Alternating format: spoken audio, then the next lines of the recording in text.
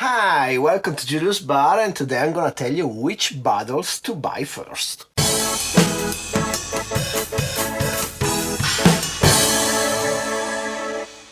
So it's the new year, and maybe your new year resolution is gonna be to drink better. Maybe you're wondering, like, what's obviously with cocktails, like gin, rum, or whiskey. I don't quite understand what's going on, but I want to not just get high, but taste good stuff while I get high. And if that's the case, welcome. Today I'm gonna try to give you some really simple and clear option for what should be the first bottles you should buy in each category of spirits and alcohols in general. I'm gonna try to focus myself on stuff that's not too expensive, easily accessible worldwide, and then it's versatile.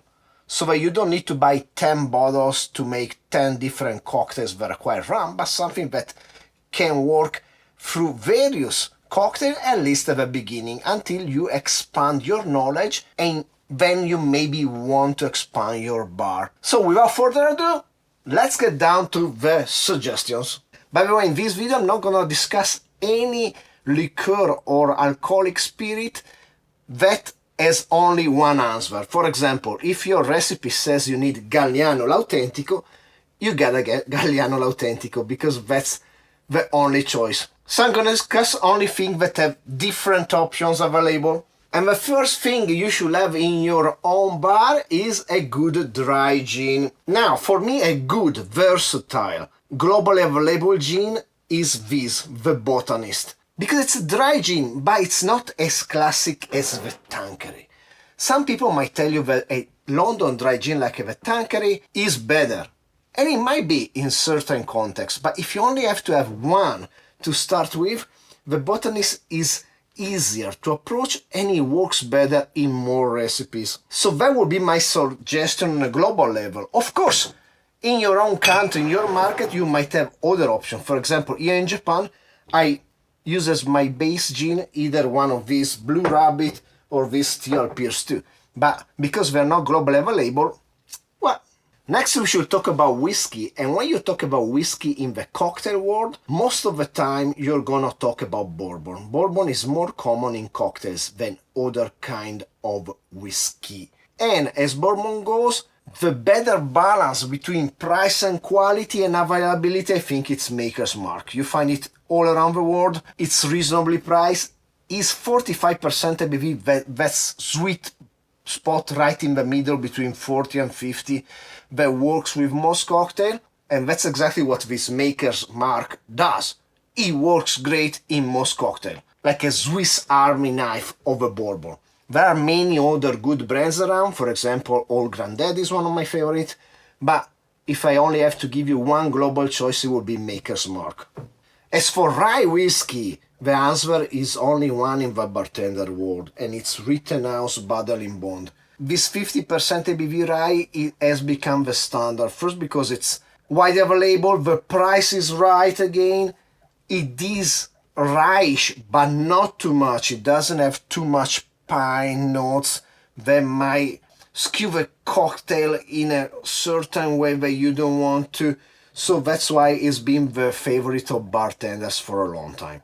Of course, whiskey might mean different things to different people, and if your recipe requires a single malt whiskey, you might want to grab yourself a cheap but good single malt like this Glenfiddich, another really popular product all around the world for a reason, because it's really well done. It's light, but not too light in its flavor. It has all the characteristics you want from a single malt from Scotland, but still it has kind of a fruitiness that's missing from some of its competitors.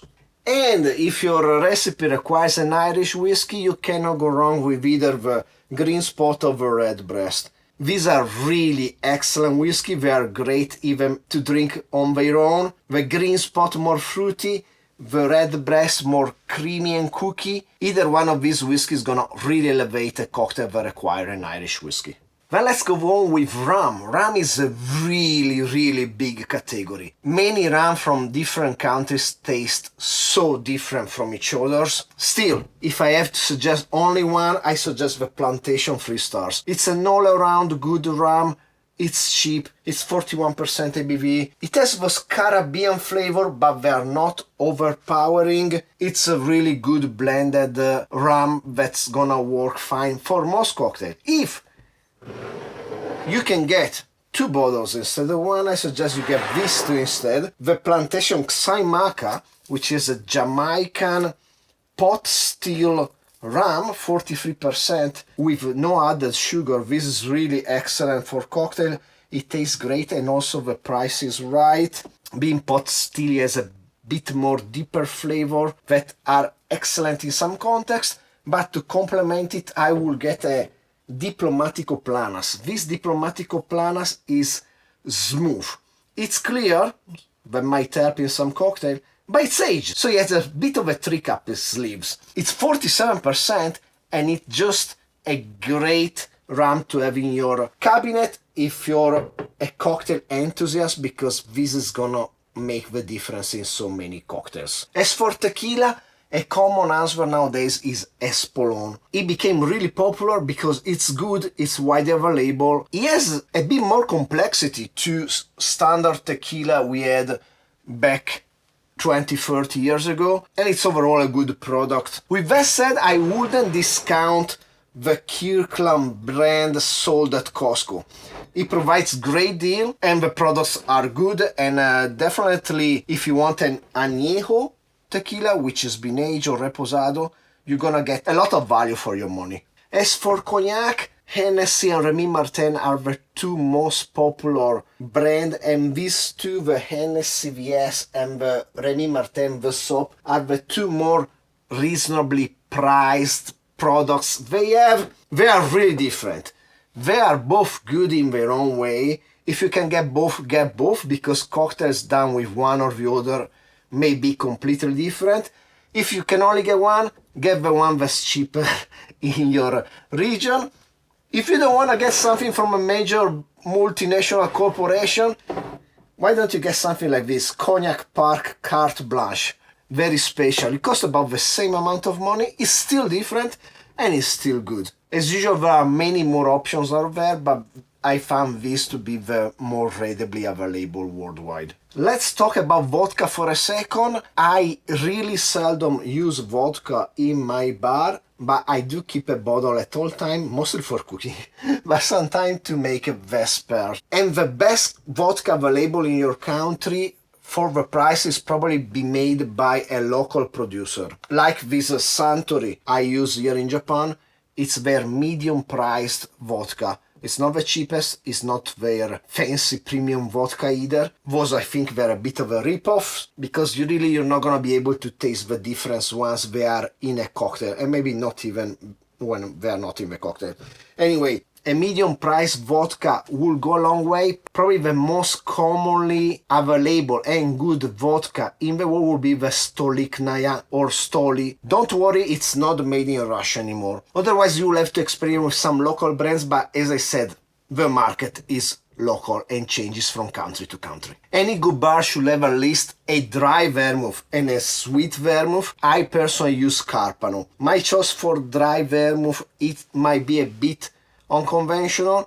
You can get away with using even Dolan or Noilly Prat, one of these famous brands. I prefer Carpano for its consistency, fruitiness and dryness. As for the sweet vermouth, nowadays the global answer, let's say the most common good vermouth you're gonna find is Carpano Antica Formula. Nowadays there are many other good vermouth around, but this is the standard, and it's gonna improve so much your cocktail from a basic vermouth that you wouldn't believe. As for triple sec or dry curaçao, I suggest you get a Pierre Ferrand dry curaçao. You're gonna spend a tiny bit more money at first, but this product is so vastly superior, more complex, and just tastes better than its competitor. It's gonna really elevate your cocktail with a simple bottle switch. If a cocktail requires an Amaro, you should really get the exact Amaro that's requested in the cocktail, because each Amaro is really different from each other. If you have to have only one Amaro in your bar, I suggest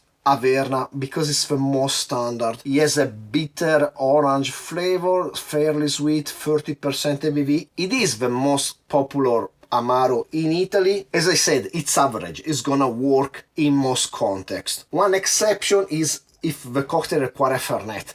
A Fernet, like this Fernet Branca, is completely different from a standard Amaro. It has a lot more mint and licorice in it, it's stronger, it has no sugar. So if the cocktail requires a Fernet, you gotta have a Fernet.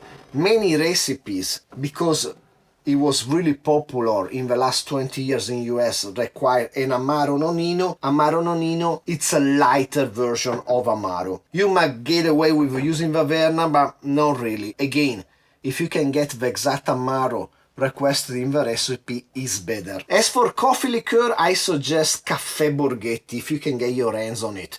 It's cheap, it's good, it's really espresso, it's Italian, that's why I like it. I suggest you skip the Kahlua, which is too sweet and light in my opinion. Nowadays there are many good coffee liqueurs, but again, the market might be a bit more localized. You will have to taste them. In general, my choice will be the Caffè Borghetti for taste and value for your money. If your recipe requires a Pisco, I suggest you get a Pisco from Peru, as the Peru protocol for making Pisco is pretty strict, while Chilean protocol is quite lax. So you're not gonna know exactly what you're getting. Each Pisco is gonna be really different from the other, just like wines are different from each other. If you don't have a clue, get a Quebranta, which is a grape which I find both fruity and usually cheaper than the rest. As for Absinthe, the market is really varied.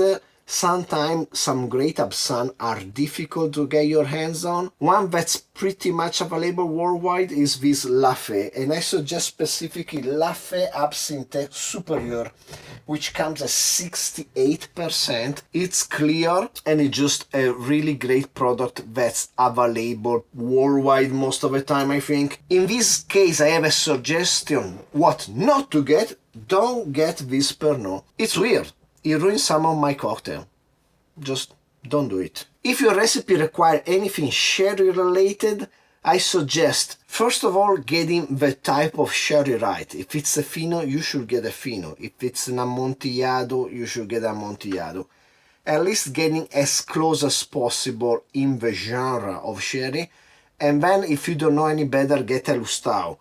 Lustau is slightly more expensive than other brands, but for a reason. Their quality control is pretty amazing. Every product I ever bought was good, so that's my suggestion. Let's talk a second about fruits, liqueur and syrups. As far as syrup go, Monin is probably the most famous brand in the world. This is non-alcoholic, it's just flavor sugar, but Monin is a good brand you can rely on. As for fruits liqueurs, these are three other brands that are usually pretty good: Gifford, Page and Leger. They usually make good stuff. Only rarely, maybe some of their product might be off. While I would suggest not to rely too much on Boss, while some of their stuff is great, like this Boss Genever, some of their stuff is not so great, and it's done on the cheap, like this Blue Curaçao. So. As for fruits brandy, which mean pure distillates of the fermentation of the sugar in fruits, you're gonna have so much local options wherever you are, but a good global brand is this Massenet. They make pretty good stuff all around. And now for a brief discussion of bitters, the strong aromatic liqueur we use sometimes as drops or dashes in cocktail, actually most of the times, not sometimes. The most essential bitter you might want to have is Angostura, followed in my opinion by a good orange bitter. I would skip the orange bitters from Angostura and instead get something better, like for example from Scrappy or Bob's bitters. Scrappy's and Bob's are two of the biggest brands that make quality bitters worldwide. Another bitter you might wanna have though is the Peugeot bitters from New Orleans. Other brands make it, but the original, it's the original. Kinda like Campari is Campari. You just get that one. Another bitter that's really useful is chocolate bitters. I used to get the scrappies, but are insanely expensive, so last time I rolled my own. As I roll my own grapefruit bitters, cardamom bitters, and malt bitters. These are all stuff you can do yourself. As for peach bitters, I'm using the Ferdinand, but there are hundreds of bitters and you'll never finish buying them if you're a bartender. And that's about it. Let me pour myself a quick drink, 2 dishes of grapefruit bitters and a liberal amount of Cocchi Americano. This is one of the bottles I didn't discuss because there is really only one choice and it's Cocchi. Brief stir. And let's express some grapefruit peel. And there you go. I hope you enjoyed the video. I hope it gave you some good information that you might need starting your journey in this world of spirits, which sometimes may be a bit daunting. There are so many options around and you don't know what to get. The options I propose to you are reasonably priced and versatile, so that you don't have to have too many bottles in your bar, even though as time goes on you're gonna inevitably accumulate a big amount of bottles for everything you need, but it's important to start right. So if you enjoyed the video, please like, subscribe, comment down below, share with anybody you like and don't like. Steal yourself, shake yourself something really good, and hopefully I will see you next time. Cheers.